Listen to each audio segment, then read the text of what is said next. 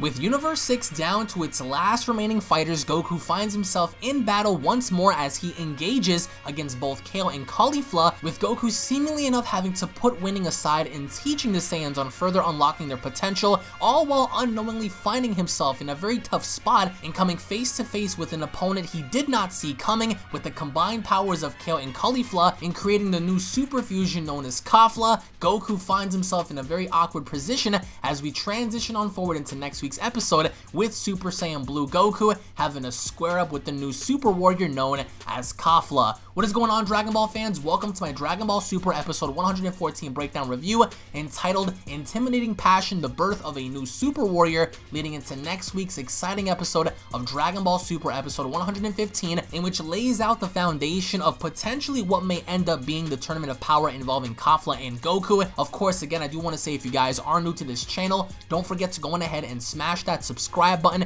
and enable all notifications by clicking that bell icon. That way you guys can be notified whenever a new video is posted onto this channel in connection to news, information, updates, and discussions. Hashtag notification squad, as Dragon Ball Super episode 114 is now officially in the history books as we go into Dragon Ball Super episode 115, with Kefla having to transform into some sort of a berserker Super Saiyan like state as she encounters and fights Super Saiyan God Goku, enforcing Goku and using Super Saiyan Blue in the upcoming episode. Now, based on spoilers alone, we understand that going into next week's episode, Goku is supposed to have a very difficult run for his money having to fight this fusion, as in this particular episode we got to see how Goku was pretty much getting blitzed in Kefla's base form as a Super Saiyan God early on until the episode ended, in which prompts us into Dragon Ball Super episode 115 with Goku having to use Super Saiyan Blue, and it's arguable if, of course, Goku has fully recovered in being able to fully use Super Saiyan Blue, but nonetheless we get to see how in the preview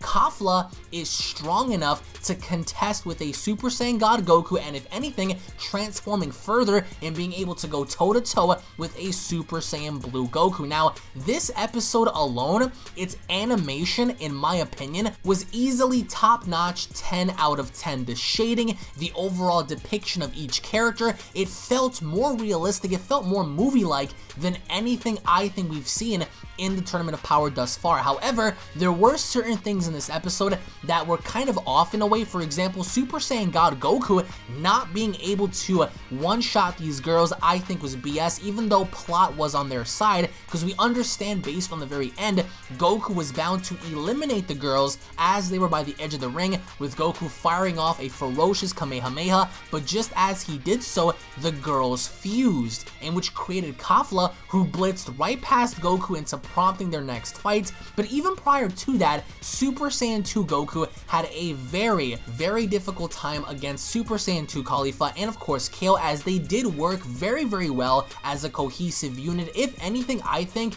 they have to be hands down two of the best synchronized tag team fighters in this tournament, because we haven't really seen the androids do much, we haven't really seen Piccolo and Gohan do much, but of course having to look at these two, hands down, these two reminded me of Goku Black and ZAMASU in the way they used to work together, only here, I think that Kale and Caulifla did a much better job in grabbing Goku's arm, holding him back, and being able to push Goku far enough to where Goku did take heavy damage, in which forced him into going Super Saiyan God against the girls. But also, I think the best part of this episode was seeing how Frieza wanted to get involved in prompting his fight against Caulifla, as Caulifla was the one to call out Frieza for eliminating Kaba, and we saw this one brief moment where Caulifla was going to attack Frieza, but then Frieza raised his finger in the air and essentially enough wanting to use somewhat of a death ball like attack until Goku stopped him, in which Goku even told him, no, let me take care of the girls, in which even Beerus said Goku was very stupid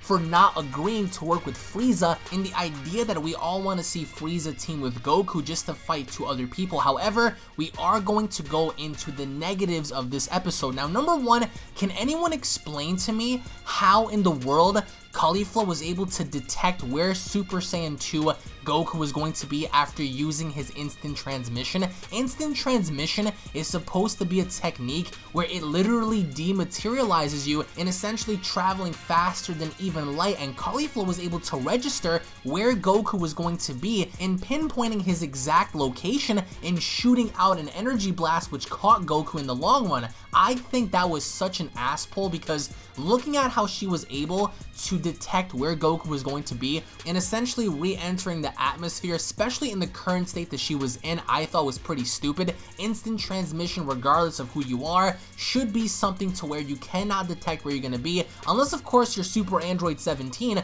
in which we saw in GT, he flat out told Goku he was able to detect the vibrations in the atmosphere and making a prediction as to where Goku was going to be at the point of re-entry, so you can't really tell me that Kefla was doing the same thing. However, another concept in which I hated was the fact that God Goku, while under Super Saiyan God, pretty much got blitzed by a base Kefla. Now, we don't really know as to how strong Kefla is. She's pretty much a female Vegito at this point, because looking at how easily she was able to blitz right past Goku, it reminded me of ZAMASU in the manga when he was able to blitz Super Saiyan God Goku and Super Saiyan God Vegeta. In my opinion, Super Saiyan God Goku should have easily one-shotted Kale, should have easily one-shotted Kefla. I think that those girls having to fight God Goku, even together, it's very stupid to see, because did we all forget what happened in Dragon Ball Z Battle of Gods? Super Saiyan God was made out to be this be-all end-all form during that time,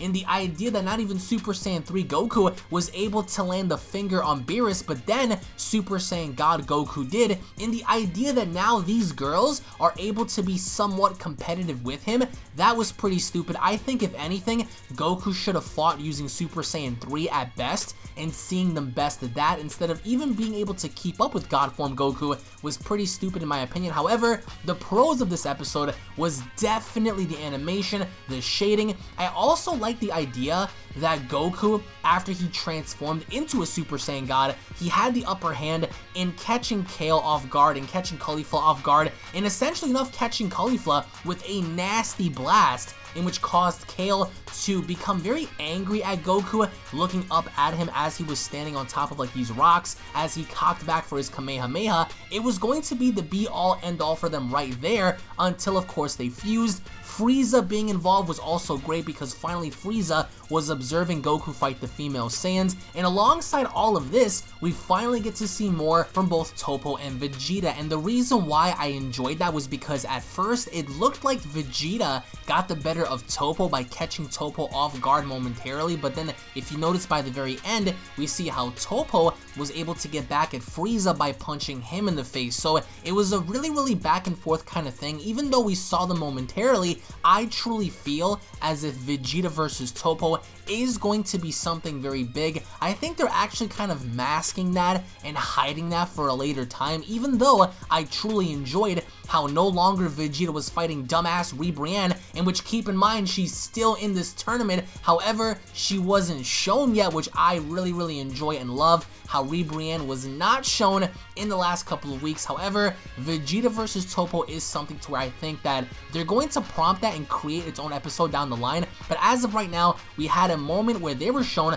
but I think more or less so than anything else, as soon as Kale powered up in the beginning, she should have never have reverted back into controlling that power, because with that rage power, with that berserker-like power, she was able to shake the entire tournament of power. She was able to shake the entire stage to where even Jiren's hands moved while he was meditating. So I personally feel as if Rage Kale probably could have done more damage than Controlled Kale, which I ultimately feel as if that was kind of stupid. They should have kept it to where it was actually Enraged Berserker Kale, because I personally feel as if that kind of fit. But for me at least, I personally enjoyed the way the girls fought, because you cannot deny the level of brutality that both of the girls had when they were together, because when they were separate, it looked like Goku was kicking their butts. However, when they were, you know, together and working together the whole time, it looked like Goku was having a very difficult time, in which even forced him in using the Solar Flare, which I personally did enjoy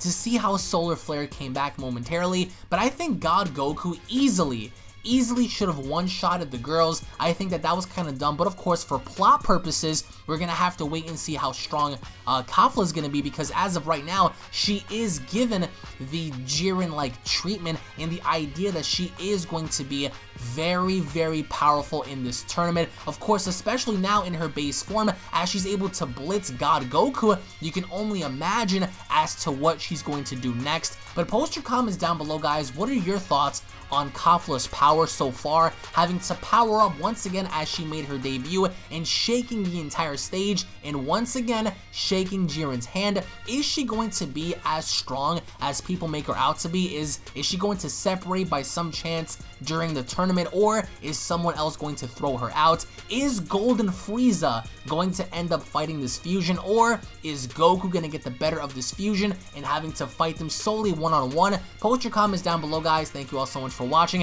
If you guys are hyped and ready for the upcoming episode of Dragon Ball Super, go on ahead and slap a like down below. If you guys are new to the channel, don't forget to smash that subscribe button, guys, and turn on all notifications. I personally feel also, if anything, another good point for this episode was definitely Champa, because it was ultimately Champa's idea in giving the girls the earrings and pretty much calling that his trump card when they initially met up with Champa before the tournament. I think, if anything, that was a very, very brilliant move on Champa's end, is to think about his Saiyans, is to think about his respective universe and seeing where they can go. I personally enjoyed how Champa knew the entire time that he was awaiting for the girls to do that. Even Kaba himself was putting into question as to what the girls were going to do, if in fact they were going to go as far as using the earrings. And then by the very end, as soon as the Kamehameha broke the ground underneath them, we saw the fusion take place. Now the biggest question is,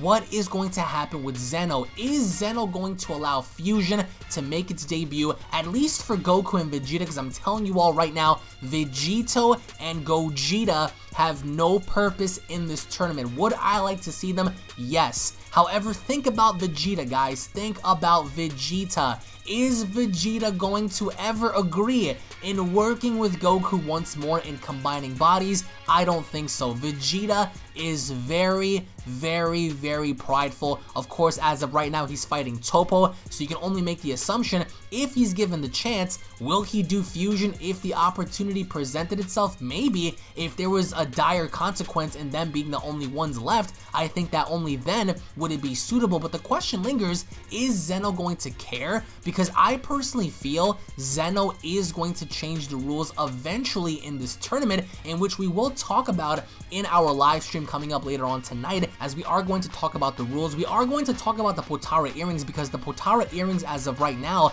are very, very, very important, because we don't know where they stand. Of course, they're being considered as weapons because outside objects such as Potara earrings and other things are deemed to be illegal. So I think that Zeno doesn't really care, so as long as you entertain him. But then again, this begs the question, how strong is Kefla going to be after she transforms? And again, we do understand that they did allude to Super Saiyan 3. So are they going to get Super Saiyan 3 eventually against Goku or perhaps somebody else? Again, I would have to say this was one of the most enjoyable episodes, I think, from Super in quite some time. Was it perfect? Absolutely not. Did it have its moments? Yes, it did. And you can't deny that if you watch the show every single week just to criticize, you know, everything you can possibly see or imagine, then why are you even watching the show? Granted, yes, this episode had flaws. It had lots of flaws, but it also had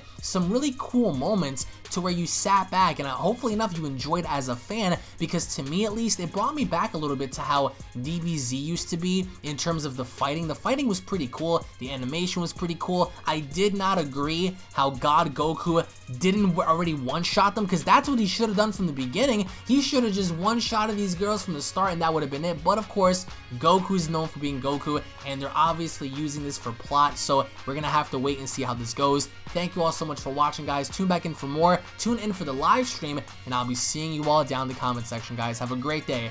Peace.